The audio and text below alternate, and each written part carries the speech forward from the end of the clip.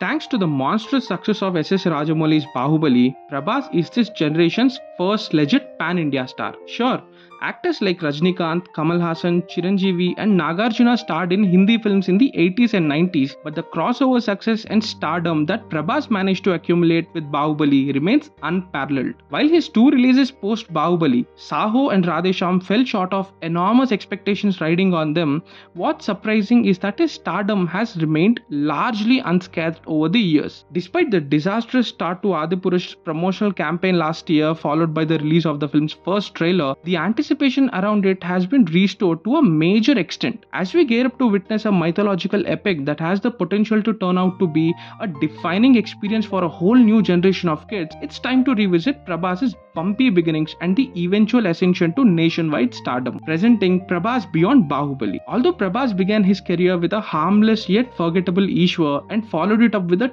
terrible revenge drama that was Raghavendra, things started looking up for the actor with Varsham, his first bona fide blockbuster. It features a killer intro scene designed to allow the actor to flaunt his biceps. The image of Prabhas running to save his uncle as explosions take place in the quarry around him is the first of many such epic moments he would go on to be featured in. Varsham was a wholesome package. It had a great love story featuring Trisha at its center, great villain in the form of Gopi Chand, and a lovely soundtrack by Devishri Prasad that remains fresh to date. What makes Varsham even more special is that it was Prabhas's first tryst with Ramayana, having come out 20 years before Adipurush. The crux of the film follows the hero trying to save his former lover who is kept hostage in the villain's huge empire. A scene from Ramayana is also enacted as a stage play at one point in the film. Life did come full circle for Prabhas. While his next two films, The Potboiler Adivi Ramudu and the Kalho Naho inspired Chakram didn't do well at the box office, Chhatrapati compensated for these two failures, or say overcompensated. The actor's first collaboration with S.S. Rajamouli is an intense action drama laced with Amma sentiment,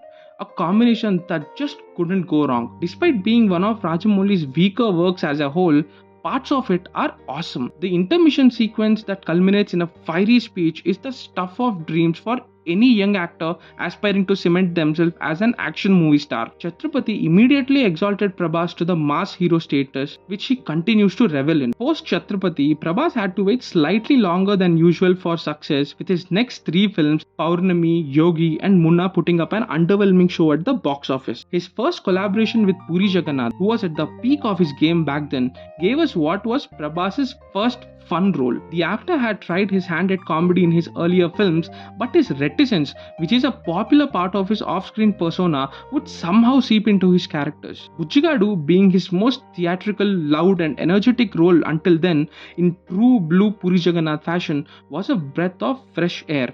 While the film wasn't a massive hit, it did present a rejuvenated Prabhas. Prabhas followed up Bujjigadu with the ultra-stylish Billa, which, being the fifth remake of Dawn, had its limitations story-wise. While reports state that the trade wasn't entirely happy with its performance during the release, Billa remains special because of two reasons. It was a big step up for Prabhas in terms of scale, and two, he got to share screen space with his Pedananna Krishnam Raju. Following the futile Ek Niranjan, in 2010 came Darling, which was the actor's biggest attempt at reinventing himself. Prabhas teamed up with cuteness specialist Karunakaran, who was just coming off of the sleeper hit Ullasanga Utsahanga, and it was an exciting team up that resulted in an equally enjoyable film. From his wardrobe to his body language, everything about Prabhas in Darling was a breeze.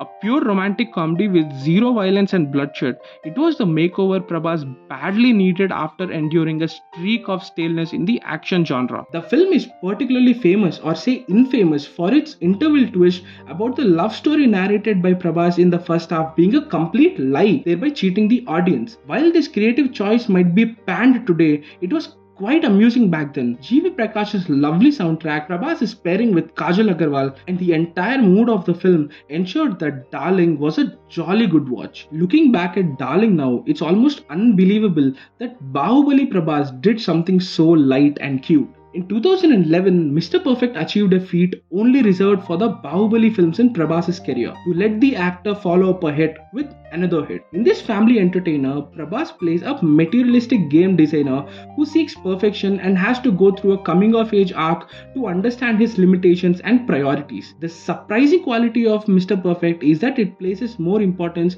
on the protagonist's internal conflict instead of creating external antagonists. You see, this is a rarity in Telugu films, especially the kind of films Prabhas is popular for. In 2012, Prabhas went on to star in the painfully loud and the unintentionally hilarious Rebel, which was dead on arrival, but he quickly made up for the mistake with Mirchi in 2013. The Koratala Shiva film did the impossible possible to lend freshness to the beaten to death faction film genre that had lost its sheen by then. In Mirchi, Prabhas aced both the class and mass avatars. Mirchi is also surprisingly emotional by making the violent hero complicit in his mother's death, thereby instigating him to go on a redemptive journey. His cutout was also used to the fullest extent in the action sequences. The story of this film might be as old as the hills, but it has a presentation and coolness rarely associated with this kind of loud revenge dramas. While Prabhas's career can be easily bifurcated into before and after Bahubali, Mirchi's success ensured that the actor moved on to his Bahubali journey